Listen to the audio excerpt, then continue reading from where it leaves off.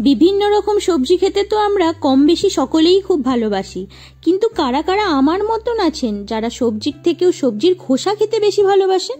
আজ দেখাবো সেই রকমই ঠিক একটা রান্না, সেটা হলো ঝিঙের খোসা বাটা। টাটকা টাটকা ঝিঙে নিয়ে ঝিঙের খোসাগুলো ঠিক এই রকম ভাবে ছাড়িয়ে নিতে হবে।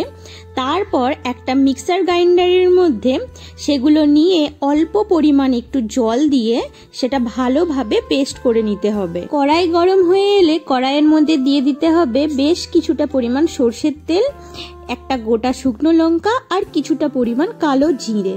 এই ফোড়নগুলো গরম হয়ে এলে কড়াইয়ের মধ্যে দিয়ে দিতে হবে একটু থেতো করা রসুন।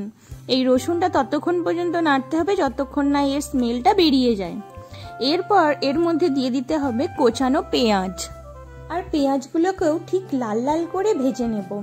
এরপর দিয়ে দেব সেই পেস্টটা যেটা আমরা বেটে রেখেছিলাম।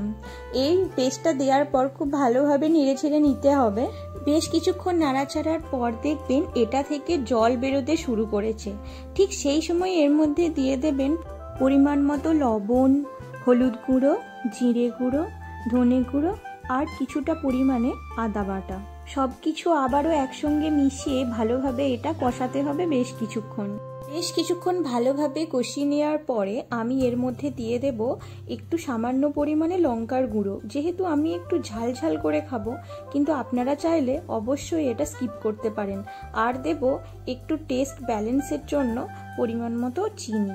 ব্যাস, আর কি, প্রায় হয়েই এলো। এবার একটু শুকনো শুকনো করে ভালো করে ভেজে নিয়ে তুলে নিন। আর এই বর্ষা বাদলের দিনে গরম গরম ভাতের সাথে অবশ্যই গরম গরম এরকম ঝিঙের খোসা বাটা পরিবেশন করুন, আর খেয়ে বলুন তো স্বাদ হয়েছে কিনা। যদি ভিডিও ভালো লেগে থাকে তাহলে অবশ্যই একটা লাইক, শেয়ার আর অবশ্যই করে সাবস্ক্রাইব করতে ভুলবেন না। ততক্ষণ পর্যন্ত টাটা।